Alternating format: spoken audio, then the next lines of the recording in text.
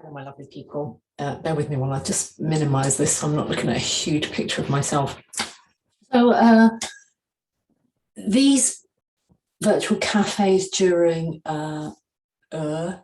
August, not worked out quite the way I planned, but you know, you've got to try these things once and then it helps you plan for the next time. So next time we're looking at a long period of holiday, maybe over Christmas, I'll either just pause everything and we'll all go away and do our stuff and then rejoin, or I'll think of something, I don't know, something that's perhaps just different, just something that's engaging enough that we can all feel able to jump in and share whatever's going on.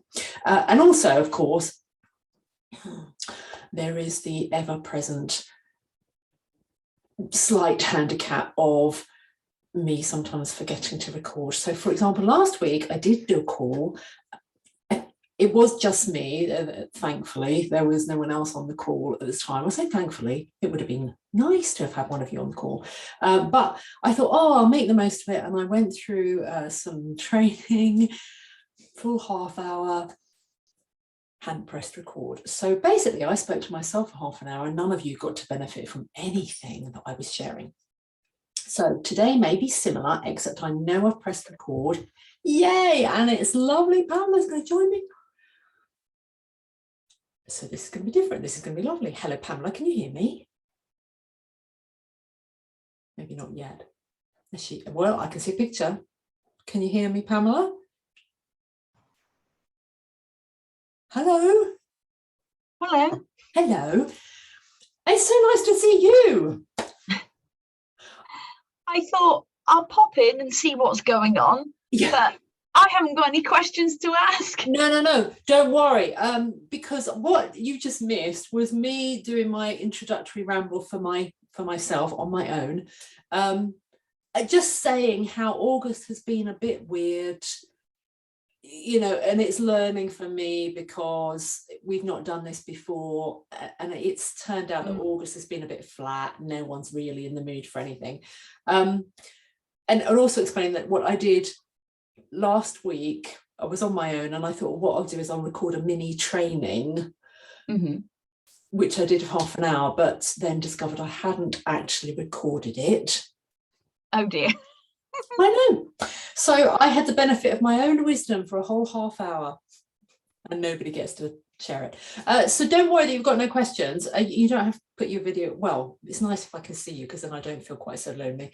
But what I was going to do was just talk through, I thought it might be helpful because I have recorded this time, so I will upload it. But really, I was going to talk about the kinds of things, sometimes the physical stuff that comes into menopause and how, you know, people bring that to the party and it's really hard to know, is this physical stuff? Yeah, because I don't do physical stuff, I do menopause anxiety, but just understanding how that sometimes can be wrapped up with the same thing and, you know, looking at it from that perspective. And if any questions occur to you, just jump in. I think from my point of view, I would say that they are very much tied up together. That's really good to hear. So what have you found? Well, I have a health issue that means that I'm predisposed to migraines. So just after my 50th birthday, sort of a couple of years or so, I went and did a celebration rather late in London with my son and his then girlfriend. And I was not very well because it was so hot and so on. It triggered migraines and this and that and the other. And I did manage to see the show we were going to see, but was sort of thought, I can't take the people, the crowd on the tube and the heat and all this kind of thing. So I went to see the doctor.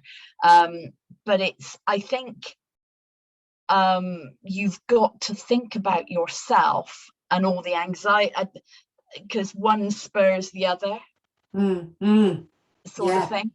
Yeah, absolutely. And I mean, I'm going back to work next week for the first time in full time. for many years. Wow, Really. exciting. But in a special school. And the reason I applied for this job, I was too terrified because of the headaches and so on to do it. And my daughter said to me, well, this is a special school, Mum. You've said it's only 50 kids and they're all autistic and so on. So she said, don't you think they'll be tuned in to, switched on to the fact that if somebody's not feeling quite right, so you should take the risk. And that's what I did. And when I went to the interview, they said basically, don't treat this as an interview, tell us about you. Brilliant. So it seems like this job looks more like I'm actually going to be paid for something that I've been doing all my life, but not paid for. Yeah, fantastic. So that's the amazing thing. And I'm sort of thinking, okay, this is going to be, because it's a small school, you've got to get, it's all, the menopause is a lot about mindset, I think. Totally. I mean, you completely nailed that. And I'm so glad you're sharing this because, you know, what you've described about how you felt that you couldn't do it earlier. And you know, it sounds like your daughter's giving you some really brilliant advice. I think, and I'll come back to the physical in a moment, because as you say, it's all part of the same piece, potentially. But what happens is we get caught in this downward spiral and we start to doubt. Like, it might start off with a little chips and nicks away at our confidence. And then that gets a bit bigger, and then we start to really get into serious amount of self-doubt, and then we can, and I know because I've been through this, and then we start to feel completely incompetent. Like, no matter how capable we know we have been, no matter what level we've been working at, either at home, you know, supporting family, or in high-powered jobs, or whatever it is we've done, we start to question whether we can still do that. Exactly. And the more we question ourselves, so it sounds like you went through this, the more we question ourselves, the more we make that a likelihood. You know, it sounds like those wretched cliches about, you know, self-fulfilling prophecies, which are actually quite apt, but not very helpful, because they do become cliches. So they don't add, like, okay, well, what do I do about it? Because when you're caught in that thought pattern, you've got the first point of catching it is to observe yourself in it. And when you're in it, it's really hard to notice what's going on, because and that's why I always talk about a vortex or a whirlpool, because it is like you're being sucked down. And that's really hard to fight your way out of. If you think of it like that, like you are being pulled under. It feels like you don't have the resources to pull yourself out of it. And the first step is what you're describing of just, first thing is noticing it. It's like, oh, hang on a minute, what's going on here? And you've, in that very short sentence where you said you think it's a mindset thing, that won't have been a sentence you came up with in one moment. That's the tip of the iceberg, where you've been probably thinking about this and studying and reading and experiencing for a long time before you've gone, I don't know, this is a mindset thing. And so the reason I really focus on menopause anxiety, I never, when people say, oh, they want to talk about their joints and their aches and their pains and their hot flushes, if those are the core symptoms and there isn't anything else, like you're going, you know, that's it probably isn't, but you know, if that's where you feel that it's only physical, then I've got nothing to offer. I wouldn't want to step in and go, well, I recommend you eat this, or I recommend you take that vitamin, or, because that's not where my skill set lies, and it may not even be appropriate. You really need to seek expert advice. It's a bit like this whole anti-vax conversation going on, where are we talking to the right people when we do a little bit of that with menopause, of just randomly trusting something we've heard or read, and I'm never ever going to do that. However, exactly as you've described, sometimes if we experience, because I noticed this, it took me a while with hot flushes. Did you get, presumably you had hot flushes too, did you? I didn't as such. What I found, I was getting hot from the inside. Yes. I didn't get all the getting hot and bothered, but if the weather was hot, I felt like my real insides were hot. The outside of me was fine, except for when I was in London. I was at one. We managed to see 2 shows, and I went to see Young Frankenstein, and really got to the end of the show and thought, I don't feel very well. I've got to the point. These migraines mean to the point I can't stand up. So I sort of nudged my husband, and my son sort of walked me around, and then I sat on the floor at the top of the thingy, and they gave him a glass of water to give me. And the first thing they both did was scoop out the ice and shove it down my back. Right. And that did the trick. Cool. Kind of thing. But otherwise, I mean, the doctor said it was all the nasty bits. You get tired, you get the migraines when you're tired, and this and that, the other, and all the nasty bits. But I could say, like you say, people talk about all the physical stuff, and that's not your bag. But I would say the physical stuff, you need the mindset to deal with otherwise the physical stuff was starting for me to become, like a lot of people going through menopause, it was all about not the hot flushes, all about the migraines, all about the getting tired, and it was going. And COVID has allowed me to step back.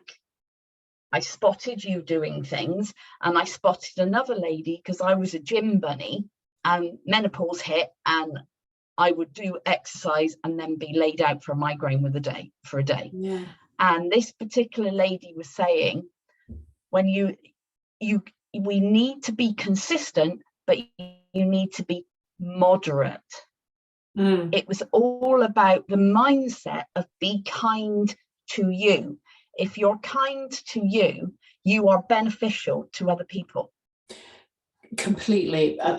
You've taken me down another path now, because you're absolutely right. But I sometimes find that a bit like self-fulfilling prophecy, we hear those kind of words, self-care, so often that they almost lose their power and their meaning. And I think people misinterpret what that really means.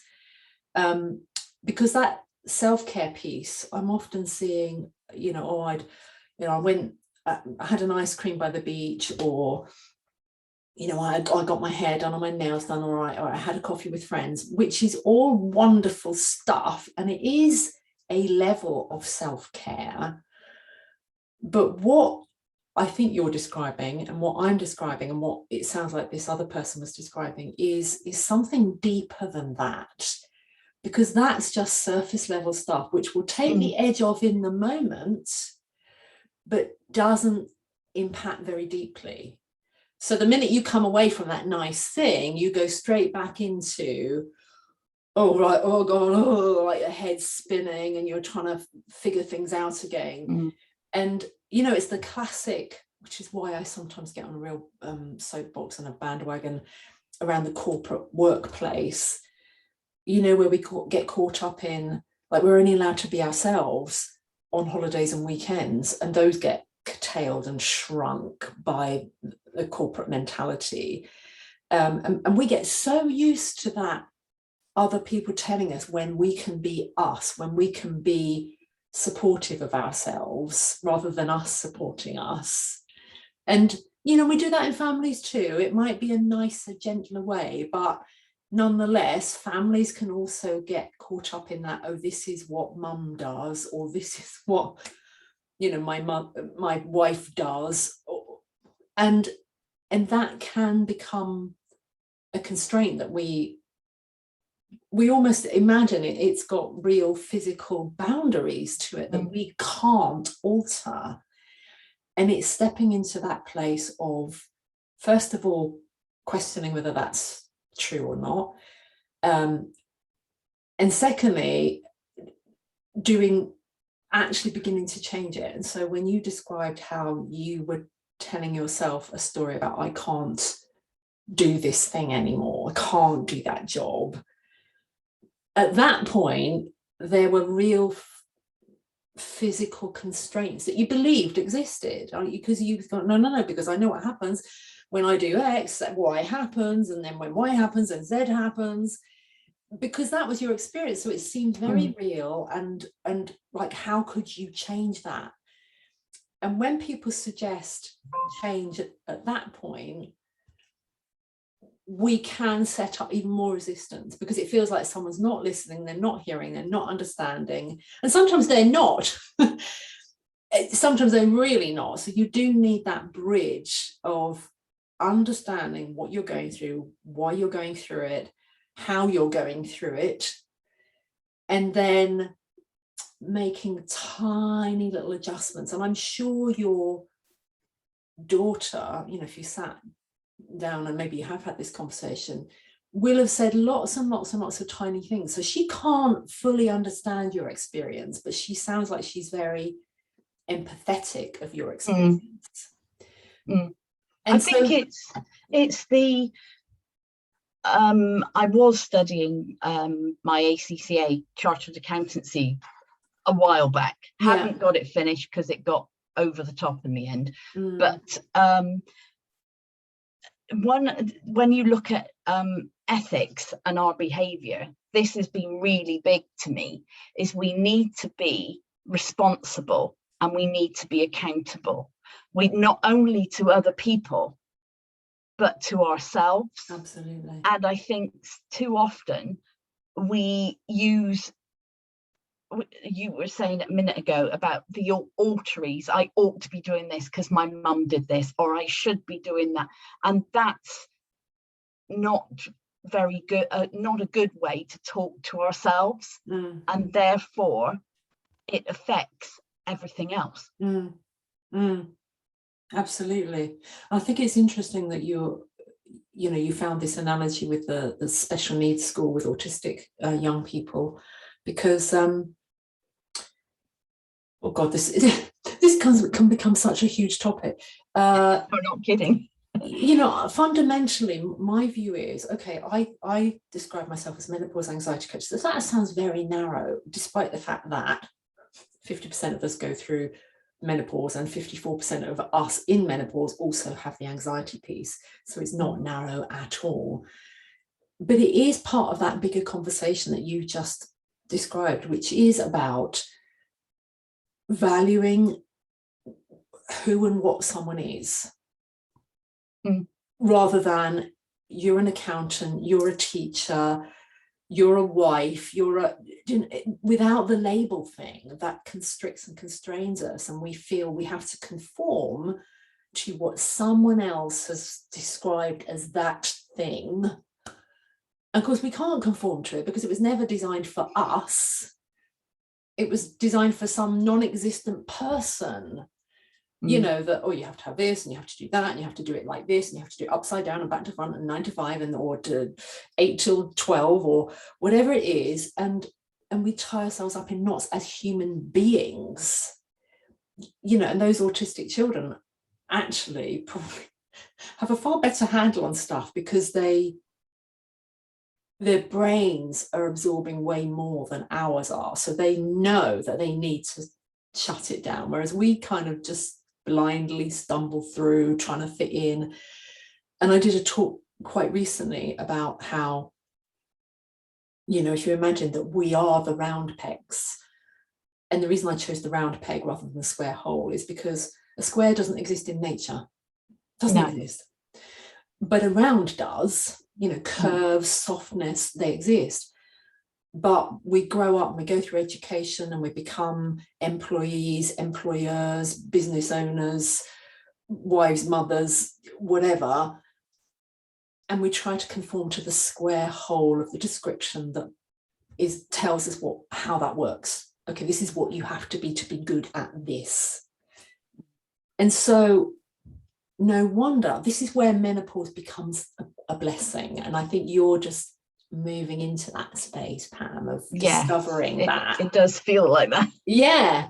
It's when you finally go, why have I tried to fit into a square for so long? I never can, I never will. There will always be these bits around the edges where I don't fit. I don't, and I'm going to stop trying to fit that square.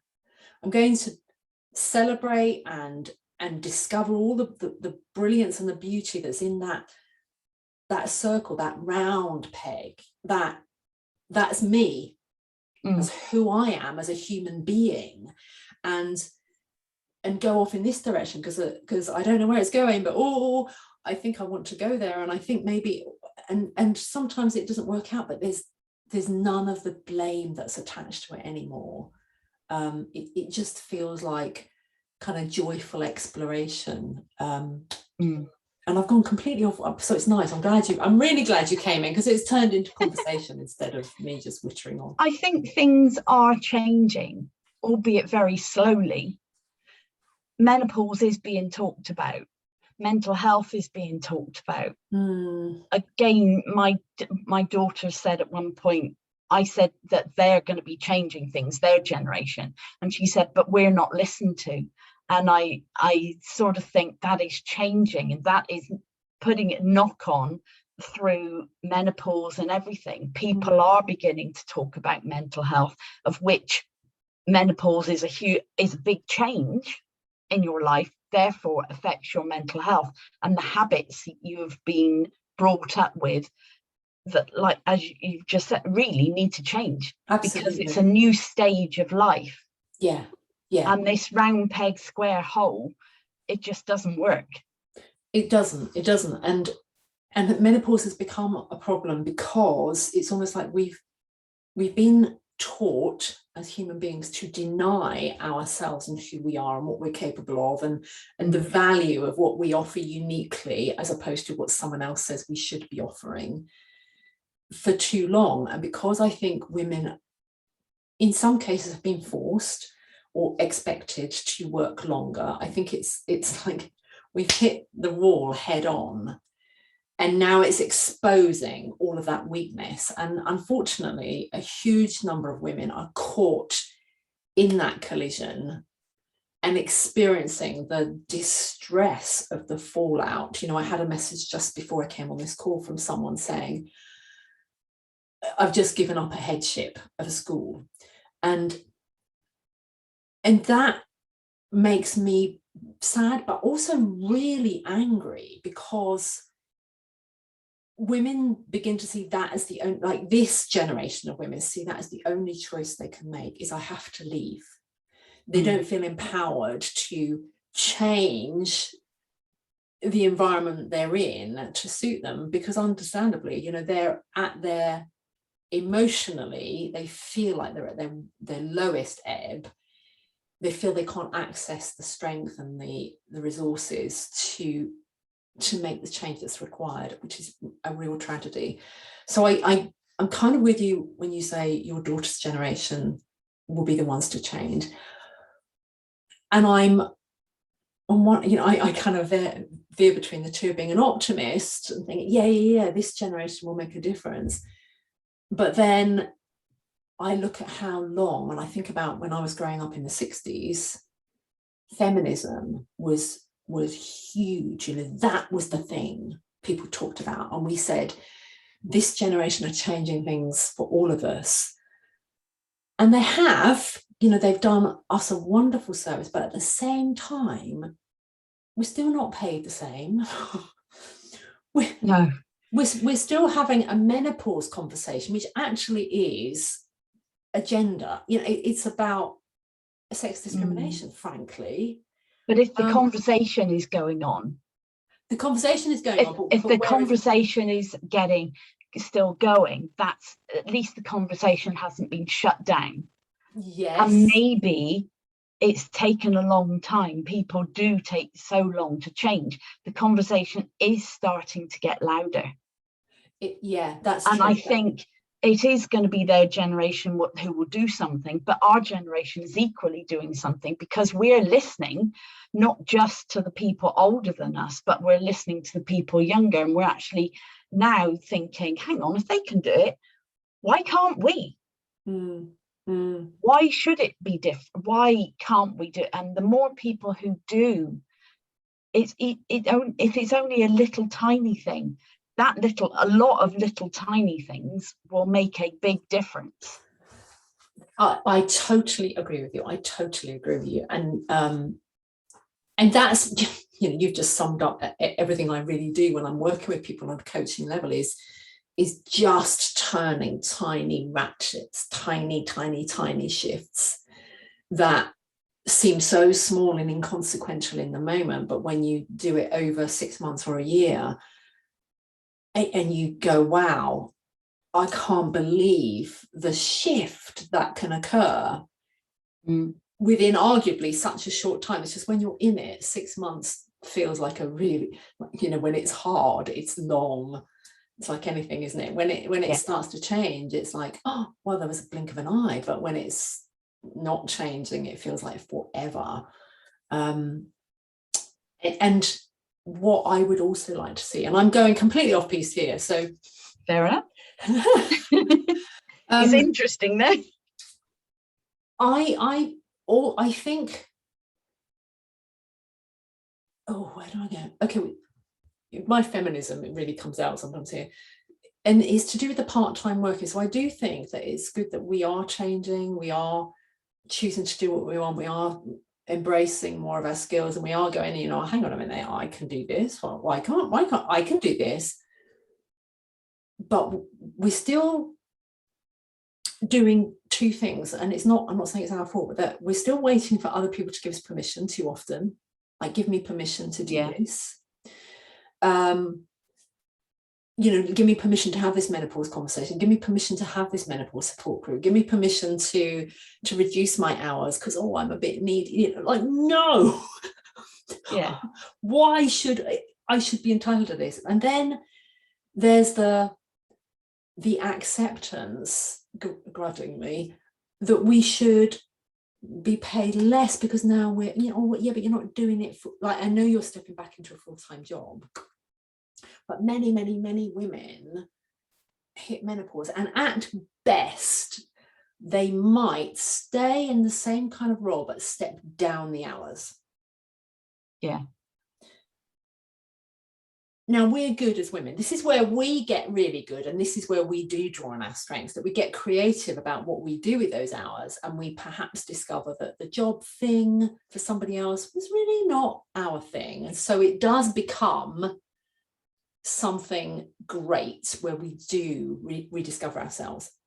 But what winds me up is that when we take that decision to go, okay, I don't feel able to do this full-time thing anymore, somehow we often get persuaded to take a step down in terms of authority, responsibility, and pay. Yeah. So that menopausal women are valued less. And I don't see that when I see, you know, presidents of the United States in their late 70s and, you know, men on boards of companies who maybe do 2 days a year and get paid six-figure sums for the benefit of their wisdom. That makes me angry, because I think, I know that it looks like in the early stages, when we are in the maelstrom of menopause anxiety, when everything's spinning, I know that we do get to believe that we are less capable and less competent because we forget things and we can't concentrate for as long, and we allow other people to tell us that that means we are worthless. Yeah. Put the two words together, worthless. And what people like you and I and other women in this community and beyond are, what we need to do, what we are doing, what we need to do more of, is changing that and going, actually, with a few shifts, with the right kind of support, with a change in the way we approach this, it doesn't matter that we forget things sometimes, because there's loads of ways around that. I mean, I still forget things. I forgot to press record last time. Well, big deal, whoopee do. Did the world implode? No. We need to be more forgiving of things that actually never mattered much in the first place. Exactly. We need less pressure. Absolutely. And we are very good at putting the pressure on ourselves. And allowing other people to put pressure on us. Absolutely. We've had this conversation before, haven't we? We're exactly. in that circle. Because my big thing is, having studied the ACCA, is everything is results based and on how much profit. Yeah. And actually, that's a very short-term view, which doesn't actually get you the results and doesn't get you the money. If you look at the long term and look at people first and be a bit more flexible and think about what's good for people, and in our case, menopausal women, you bring in diversity. Absolutely. You increase so much more, and we have things to give that other people don't even think about. And why don't they think about it? A female point of view is very different to a male point of view, and maybe men need to think about it because it's something that's missing in their lives. Oh, absolutely. Having women in these positions. Yeah. I'm so glad you said that. This is going to sound like some trumpet blowing, but I just want to share with you because it's really relevant to what you said. So bear with me while I pick up my phone for a second. And it's something that this is where I go, oh, where is it? Where is it? Oh, here we go. Right, so I'm totally with you, and this is what they're missing out on, because I think many men do get it and do want that difference, but they feel as disempowered as us in being able to make that change, and they need to understand that this is bigger than just a group of women. This is not a small group of women. So I just want to read this because it kind of encapsulates what you just said. And it's a guy who's head of customer experience for this company. He says, I met Shirley during a recent speaker retreat and had the pleasure of hearing her present, blah, blah, blah. At first, I genuinely didn't think I would find her menopause anxiety content relatable. This is key. And then he says, but she delivered her own story and experiences in such a way that I was truly captivated, learned a tremendous amount, and was in awe of her amazing stage presence. That doesn't really matter. But that's the key thing. I didn't think this was relatable content. That's where people like me, and arguably you in the school, and it doesn't matter where we're doing it, we have to make that relatable. We have to convince people that this is not something you silo, just like mental health. That's, oh God, I get on a soapbox about that too, because that's my background is mental.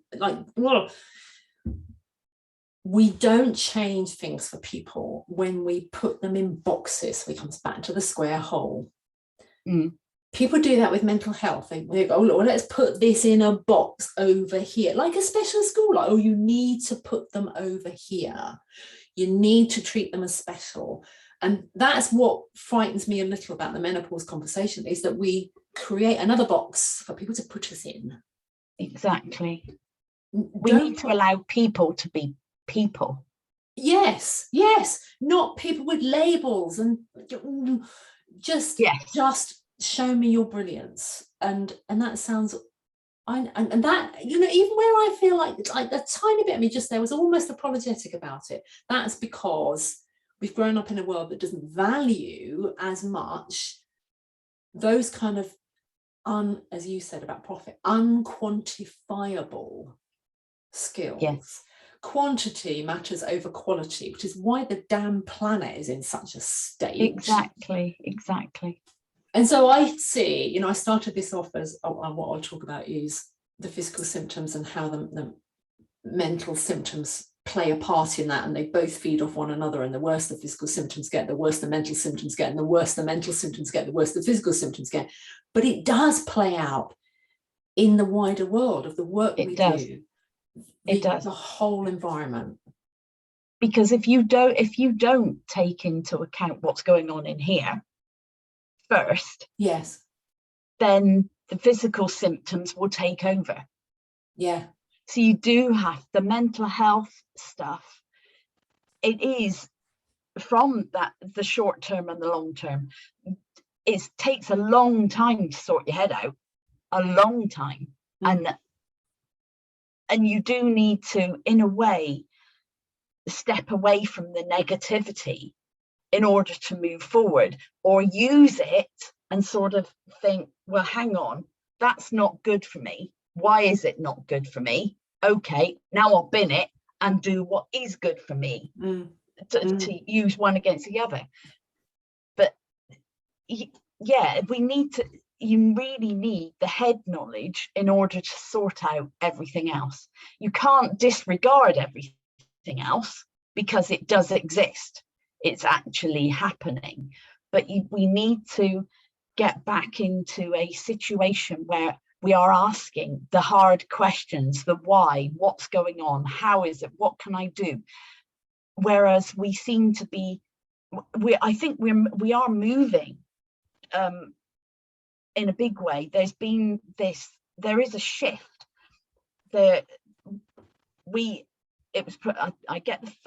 I'm 54. And when I was a kid, Maggie Thatcher came into power and all this kind of thing. And it was, society doesn't matter. It's all about me.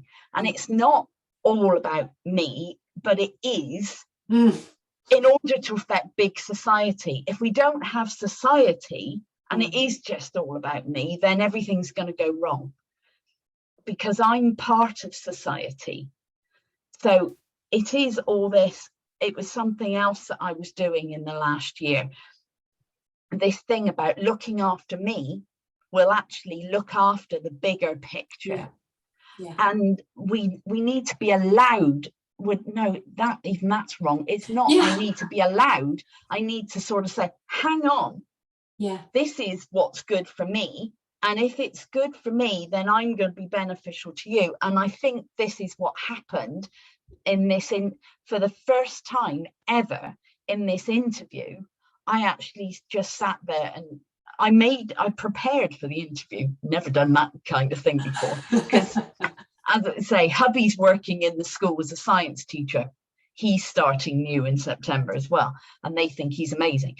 But and he's being allowed to do something that he couldn't do in mainstream school, because he's been an engineer and done big stuff, development of stuff that blew my mind once I found out what he'd done.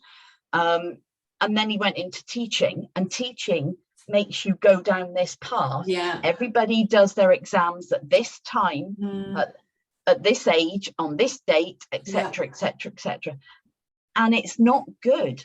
No. So he's now going into this school, and they're sort of saying, we are working with the kids when they're ready. And so when I went for my interview, she said, this isn't like a normal interview. Tell me about you. And I thought, pardon me? This doesn't happen.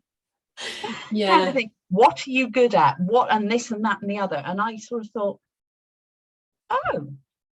And we need to be that flexible, because then you can, if you sit and listen to people, too often we don't listen. And the world of work is not about listening. HR just goes tick, tick, tick. Oh, you don't tick that box, chuck you in the bin. And actually, they probably chucked 1 million people out.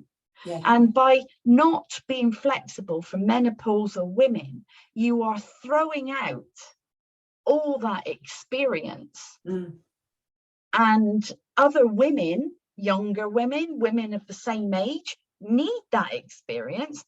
The guy in the office, admittedly, he might be being paid. Why should he be paid more, all of a sudden paid more? Because he needs you in order to do, and he needs to acknowledge his need of you. And but we need to be allowed the time and space to slow down and do the thinking, to answer the questions, to make a difference. And I think we get tied up in the I ought to be, I should be, you could be doing this, instead of the what do you want to do? How do you feel? Answer these questions slowly. Go away and think about it and then get back to me. And we don't ever say, let me get back to you. I think it was key. The wrong answer. Yeah, it was key when you earlier you picked up and you caught yourself saying allowed to, because that's part of it, is the language that we use. Yeah, you know, they're part of the walls and the boundaries that we create that say we can't move outside of this, that we routinely. And I loved that you did catch yourself, because just catching yourself doing it is part of the change of going, hang on a minute, why am I saying allow?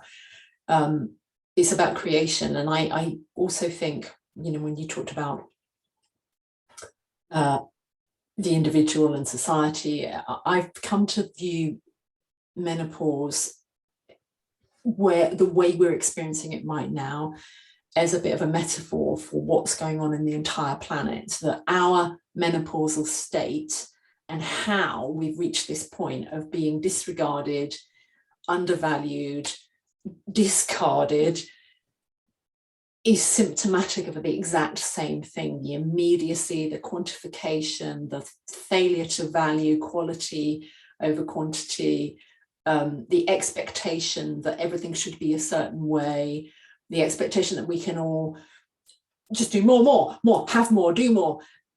That our experience of coming up against a wall, of our internal system going, stop, enough, that when we listen to that, you know, it's really hard, because obviously if you run against a wall at high speed, it hurts and it causes a huge amount of damage. But I know, because I ran at it, when we eventually go, I can keep running at that wall and keep hitting it and stay in this place of powerlessness and pain and, you know, all the words that go with that, or I can just do something different, because I can't come up with anything new that works in this old model. I've got to come up with something new, because what I've been doing is not working. And the minute we do that, which sounds like what you've done, you know, you've got to that point, you go, I've got to do something different now. I've got to do something different. It's the same metaphor for the planet. And if we become the catalyst for everything has to change, like the way we run businesses is how, and the way we shop and the way we consume is changed by suddenly we have to have a new perspective on ourselves and our life and everything. And goodness, I'm feeling like we could go on for days, weeks probably, because it's such a huge topic. It is. And so I'm so glad you joined me today, because it's, well, you know, we've taken this where I always like to take it way beyond just a hormonal fix, because I think it's a big good place to kind of begin to close it. It's not a fix. Like, I'm not fixing anybody when I'm working with them. You don't need fixing. I didn't need fixing. What we need is help to discover the part of us that's not broken, never was broken. It's just that somebody else made us feel like we were broken. Yes, very much so. Oh, that's lovely, isn't it? Are you potentially going to do one of these maybe once a month in the evening? Yes, I know you've asked me about that before, and somebody else has. I am thinking about doing that. Obviously, August, as I said, has been a bit of a washout for all kinds of reasons. Haven't set a timescale for doing that yet. Okay. And I also need to think about how I manage that, because I don't work with huge numbers of clients at any one time, but the clients I do work with quite often, if they're in work, they need evening appointments. So so I have to think about enough.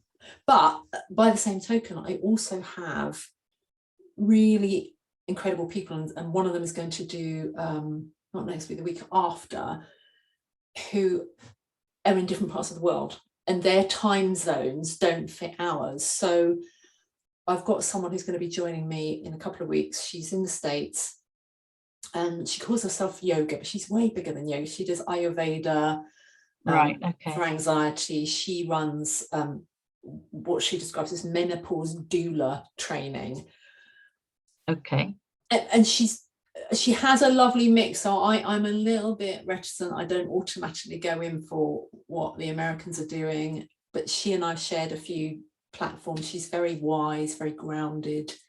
So that will be an early evening one at 5:30. Okay. Oh, that'll be brilliant. That'll be brilliant. Just right. Should be just right for me. Depends on. We finish at 4:30. Yeah. So and then it'll give me time to get home. Exactly. That may become a regular thing, but as I say, I want to balance the whole. I need to speak to clients too. It might be that I just hand over the hosting and say, okay, here's this person, they're going to come in. It won't be me there, it'll be somebody else. It doesn't really matter, does it? It's a cafe. We can't always show up. I mean, you might drop in occasionally. Yeah. Kind of thing. Yeah. So just have to see how it goes. Watch this space. Okay.